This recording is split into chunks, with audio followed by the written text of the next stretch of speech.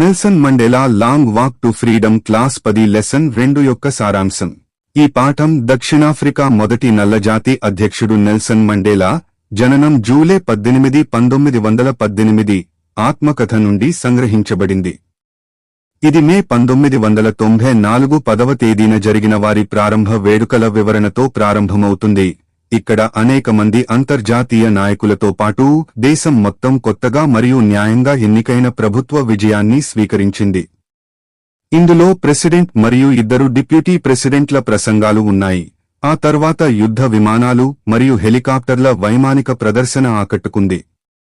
చాలా కాలం క్రితం 20వ శతాబ్దం మొదటి దశాబ్దంలో శ్వేతజాతీయుల ఆధిపత్యం వర్ణవివక్ష వ్యవస్థను ప్రవేశపెట్టింది మరియు నలుపు చర్మం గల మనుషుల జీవితాన్ని ప్రత్యక్ష నరకంగా మార్చింది. ఇది ప్రపంచంలోని అత్యంత అమానవీయ సమాజాలలో ఒకదానికి దారితీసింది. ప్రాథమిక మానవ హక్కుల కోసం ఎందరో పోరాటాలు, త్యాగాలు చేశారు. అహింసా మార్గంలో పోరాడి చివరికి తమ ప్రాణాలను త్యాగం చేసిన వేలాది స్వాతంత్ర్య సమరయోధులందరికీ ధన్యవాదాలు చెప్పాలని రచయిత తన కోరికను వ్యక్తం చేశారు. పౌరులే దేశానికి గొప్ప ఆస్తి అని ఆయన పేర్కొన్నారు. అతను వారి స్వాతంత్ర్యం కోసం పోరాడిన ఇతర అసంఖ్యాక వ్యక్తుల గురించి మాట్లాడాడు. దక్షిణాఫ్రికాలో ఆ రోజుల్లో వర్ణ వివక్ష అనే క్రూరమైన రాజకీయ పద్ధతి బాగా ప్రాచుర్యం పొందింది. ఇది వారి జాతి మరియు రంగు ఆధారంగా ప్రజల మధ్య వివక్షను సూచిస్తుంది. ఇది అత్యంత క్రూరమైన సమాజాలలో ఒకటి.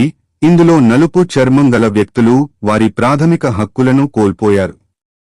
ఈ పాఠం సమాజాన్ని వారి రంగు, కులం, జాతి, వయస్సు లేదా లింగం ఆధారంగా ఎలాంటి వివక్ష లేకుండా చేయడానికి మండేలా చేసిన పోరాటాల యొక్క అవలోకనాన్ని అందిస్తుంది. అత్యంత ముఖ్యమైన రోజులో భాగంగా వివిధ దేశాల నుండి పలువురు ప్రముఖులు వచ్చారు. మండేలా తన ప్రసంగంలో ఆ ప్రముఖులందరికీ కృతజ్ఞతలు తెలిపారు. ఒకరిపై మరొకరు అణచివేయడాన్ని తమ దేశం ఎన్నటికీ చేయదని మండేలా తన దేశ ప్రజలకు హామీ ఇచ్చారు. దక్షిణాఫ్రికాలో ప్రజాస్వామ్యం స్థాపించబడింది మరియు దాని ఫలితంగా వివక్ష లేని ప్రభుత్వం స్థాపించబడింది. ఆ రోజుకు గుర్తుగా దక్షిణాఫ్రికా ప్రజలు 2 జాతీయ గీతాలను ఆలపించారు. ఈ ఉద్యమానికి కారణం నల్ల చర్మం గలవారిని తెల్లవారి దోపిడీకి గురిచేయడమేనని మండేలా గుర్తు చేసుకున్నారు. దక్షిణాఫ్రికా ప్రజలను ఈ రకమైన అణచివేత అనేక ఉద్యమాలకు మూలం అని అతను చెప్పాడు. ప్రజలు మొదట ద్వేషించడం నేర్చుకోవాలి, ఎందుకంటే వారు ద్వేషిస్తే ప్రేమ వ్యతిరేక పరిస్థితుల నుండి వచ్చినందున వారిని ప్రేమించడం నేర్పించవచ్చు. ధైర్యవంతుడు అంటే భయపడనివాడు కాదు, దానిని జయించేవాడు అని కూడా అతను చెప్పాడు. జీవితంలో మనిషికి 2 ప్రధాన బాధ్యతలు ఉంటాయి. మొదట అతని కుటుంబం పట్ల, అతని తల్లిదండ్రుల పట్ల, అతని భార్య మరియు అతని పిల్లల పట్ల మరియు రెండవది అతని దేశం, ప్రజలు మరియు సమాజం పట్ల బాధ్యత. ప్రతి ఒక్కరూ తన ఇష్టానుసారం మరియు ఆసక్తిని బట్టి తన కర్తవ్యాన్ని నిర్వర్తిస్తారు.